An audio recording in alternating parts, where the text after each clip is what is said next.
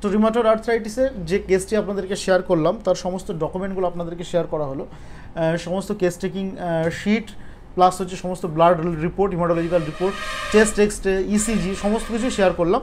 আমি পেশেন্টের কাছ থেকে একটু শুনবো বা একটু কনফার্ম করবো যে এই যে সিমটমগুলো আমি বলেছি না ওনাদের যেটা অরিজিনালি হচ্ছে বা উনি কতদিন ধরে সাফার করছেন, কী কী ট্রিটমেন্ট করেছেন, এগুলো ওনার কাছ থেকে শুনবো। আজ 2 বছর থেকে আমি ট্রিটমেন্ট করছি। 2 বছর থেকে অ্যালোপ্যাথি ট্রিটমেন্ট করতাম। শুরু বলতে আমার প্রথম হাঁটু থেকে শুরু হয়।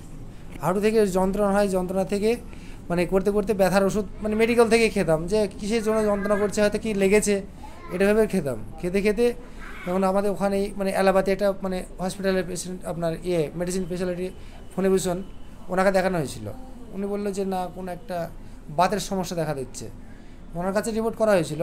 উনি রিপোর্ট করে ওনার কাছে যখন খেলাম ওষুধ খেয়ে বললো যে যতদিন মানে আপনি বাঁচবেন ততদিন ওষুধটা চালিয়ে যেতে হবে। খেয়ে যখন ওষুধ খাচ্ছি ভালো থাকছে, ওষুধ ছেড়ে দিলে আবার সেই মানে যন্ত্রণাটা থেকে যাচ্ছে, হাতে হোক পায়ে হোক এবং হাতের পাখনাতে, এগুলো তো সব জায়গাতেই হচ্ছে।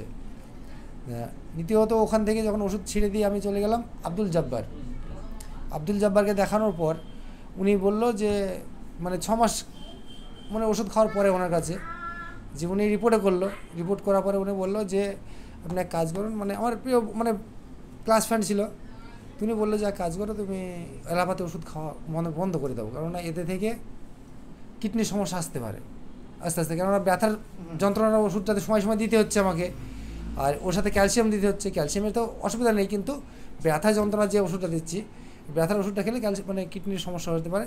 তুমি হোমিওপ্যাথি মানে ভালো কোনো ডাক্তার পেলে ওখানে চিকিৎসা করানোর চেষ্টা করো।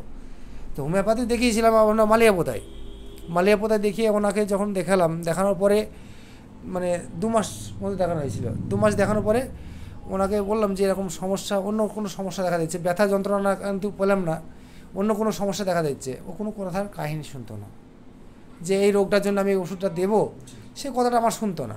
ওই জন্য আপনার কাছে এসছি, আপনি কেমন ট্রিটমেন্ট করেন আপনি দেখি সেটা সব কিছু। এই যে সিমটমগুলো জিজ্ঞাসা করলাম যেগুলো বললেন মানে হ্যাঁ ওগুলো সবই আমার যেটা আছে আমি সেটাই বলেছি। সেটা তো আমি হ্যাঁ সেটা করছেন। হ্যাঁ আমার মেন সমস্যা হচ্ছে আপনার ওইটাই, খালি মানে বুকের আমার শ্বাসকষ্টটা খুব বেশি হচ্ছে। তো কিছুদিন আগে এই রিউমাটয়েড আর্থ্রাইটিসের একটা কেস শেয়ার করেছিলাম। তো সেই ভদ্রলোকের রেফারেন্সে উনি এসেছেন, ওনার আত্মীয় হন। তো সেই রেফারেন্সে কিন্তু উনি এসেছেন এবং তিনি এখন ভালো আছেন। আমি ফলো আপ কেসটা কয়েকদিন পরে দেবো। তো আশা করছি Causticum is our choice of remedy, এই মেডিসিনে উনি কিন্তু কমপ্লিটলি সুস্থ হবেন। এবং তার সঙ্গে এই সমস্ত কেসে যেটা সবথেকে ইম্পর্ট্যান্ট সেটা হচ্ছে যে ডায়েটারি ফ্যাক্টর, সেটা আমি ওনাকে বুঝিয়ে দিয়েছি।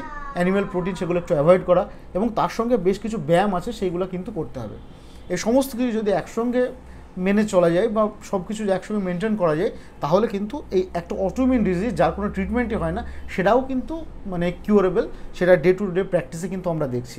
তো এই ভদ্রলোকের ফলো আপটা আমরা কিছুদিন পর আবার দেখাবো।